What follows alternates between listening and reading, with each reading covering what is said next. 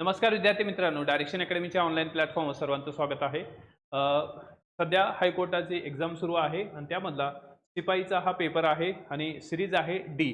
आता यामध्ये हा शिफ्ट 2 नंबर म्हणजे या ठिकाणी शिफ्ट 2 नंबरच्या शिफ्टचा हा पेपर आहे. Paper shift number 2. ऑलरेडी आपण 1 नंबरच्या शिफ्टचा डिस्कशन केलेला आहे. तर शिफ्ट नंबर 2 क्वेश्चन आहेत 30 क्वेश्चन आहे सॉरी. ओके. आणि सिरीज कोणती आहे? डी सिरीजचा हा पेपर आहे. ठीक आहे. आता याचा आपण आन्सर की या ठिकाणी डिस्कस करू. पहिला जो क्वेश्चन आहे यामध्ये भारतातील सर्वाधिक प्रश्न आहे, भारतातील सर्वाधिक सरासरी पर्जन्यमान असलेले ठिकाण कोणते? तर चेरापुंजी आहे उत्तर. एक, भारतातील ट्रान्स हिमालय पर्वतरांगामध्ये खालीलपैकी कोणती रांग समाविष्ट नाही? ओके. तर या ठिकाणी नाही म्हणजेच शिवालिक ही जी रेंज आहे ह्याच्यामध्ये समावेश नाही. त्यानंतर महाराष्ट्रातील खालीलपैकी कोणती नदी गोदावरीची उपनदी नाही? तो कोणती नाही? भीमा नाही. त्यानंतर भारताचे राष्ट्रचिन्ह कोणत्या ठिकाणाहून घेतले आहे? तर कुठून घेतलेले आहे? सारनाथहून घेतलेले आहे. नंतर चंद्रयान 3 मोहिमेचा उद्देश काय होता? तर चंद्राच्या दक्षिण ध्रुवावर उतरणे हा उद्देश होता. 6 नंबर PDF चं रूप काय आहे? पोर्टेबल डॉक्युमेंट फॉर्मॅट त्याला म्हणतात. त्यानंतर विजेचा शोध कोणी लावला? तर बेंजामिन फ्रँकलिन यांनी लावला.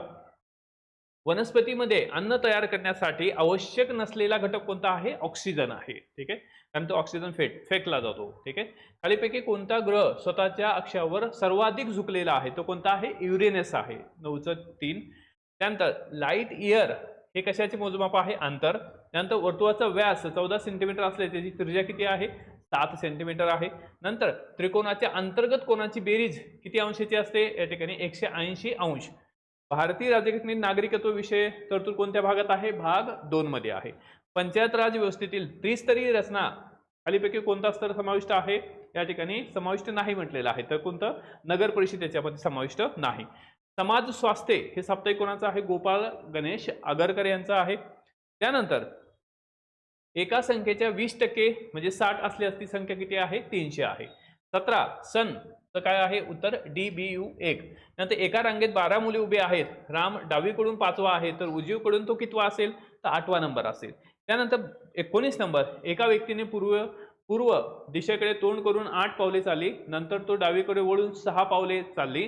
पुन्हा डावीकडे वळून तो 8 पावले चालेल. तर ती व्यक्ती सुरुवातीच्या बिंदूपासून किती अंतरावर असणार आहे?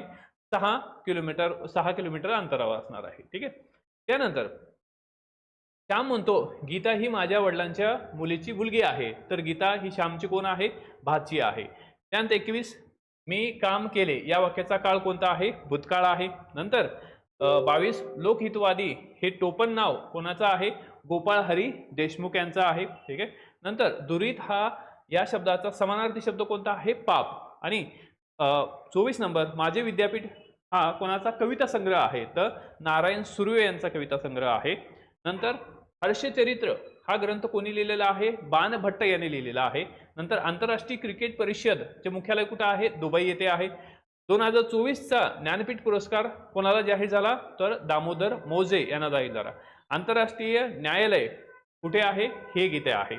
29 खालीपैकी कोणते पुस्तक महात्मा गांधींनी लिहिले आहे? हिंद स्वराज्य. त्यानंतर दिल्ली सल्तनतचा संस्थापक कोण मानला जातो? तो कुतुबुद्दीन ऐबक मानला जातो. अशा पद्धतीने हे 30 क्वेश्चन ज्याचं आपण विश्लेषण पाहिलेलं आहे. व्हिडिओ आवडला तर लाईक करा आणि मित्रांना शेअर करायला विसरू नका. थँक्यू. All the best.